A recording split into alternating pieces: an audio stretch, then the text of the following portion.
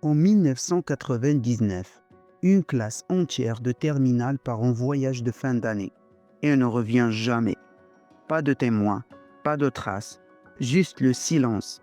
Pendant plus de 20 ans, les familles ont vécu avec l'angoisse, sans réponse.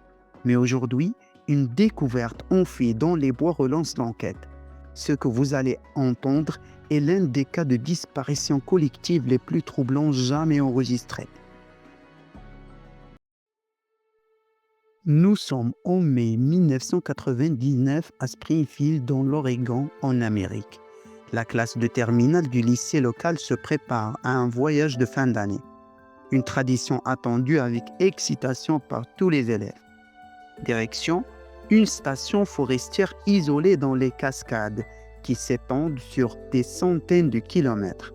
Un lieu tranquille, idéal pour se reconnecter avec la nature, faire du camping, fêter la fin du lycée, faire des randonnées, se reposer et créer des souvenirs inoubliables avec les amis.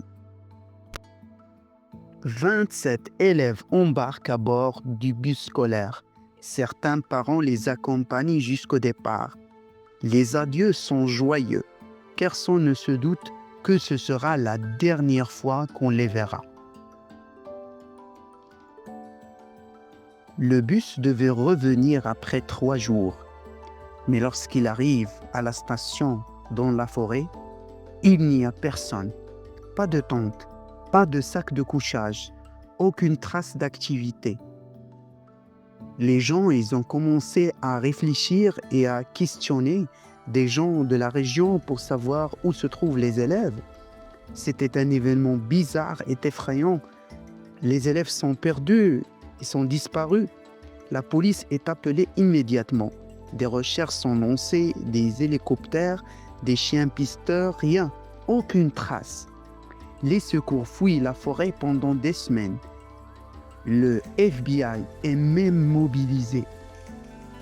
Mais aucune preuve tangible n'émerge. C'est comme si la classe entière s'est volatilisée. Avec le temps, l'affaire est reléguée aux archives. Les théories se multiplient. Un accident de groupe, une fuite planifiée, une attaque animale. Mais rien ne colle. Les familles restent dans l'incompréhension et le deuil. Sans corps, sans réponse. Mais en juin 2021, un homme parti camper dans les bois à 30 km de l'ancien campement fait une étrange découverte. Sous un vieux tronc d'arbre, il trouve un sac de couchage déchiré. À l'intérieur, une boîte métallique rouillée contenant un carnet et une vieille cassette DV. Il prévient les autorités. Ce que les enquêteurs découvrent sur la cassette va tout changer. On y voit des adolescents, ils filment leur séjour, souriants, insouciants. On entend des chants, des rires autour d'un feu. Puis des bruits au loin, quelqu'un crie. La caméra se met à trembler. Un garçon souffle. Quelque chose nous suit. Ce n'est pas un animal. L'image devient noire. C'est la dernière trace laissée par la classe de 1999. Les enquêteurs retournent dans la zone. Non loin du lieu où la cassette a été retrouvée, ils tombent sur une petite cavité rocheuse. À l'intérieur, des ossements humains, des vêtements en lambeaux et surtout un symbole gravé sur la roche. Un motif ancien ressemblant à ceux qu'on trouve dans des rituels païens oubliés. L'analyse ADN confirme. Il s'agit bien de 5 élèves du groupe disparu, mais les autres, aucune trace. À ce jour, personne ne sait ce qui s'est vraiment passé lors de ce voyage. Une secte, une expérience qui a mal tourné, une entité inconnue. Certains pensent que le groupe aurait été attiré dans un piège. D'autres croient à un suicide collectif ritualisé. Mais aucune preuve n'est concluante et l'enquête relancée par cette découverte reste ouverte. La disparition de la classe de 1999 reste l'un des plus grands mystères non résolus des États-Unis. Et ce qui est plus terrifiant, c'est qu'aucune explication rationnelle ne semble tenir.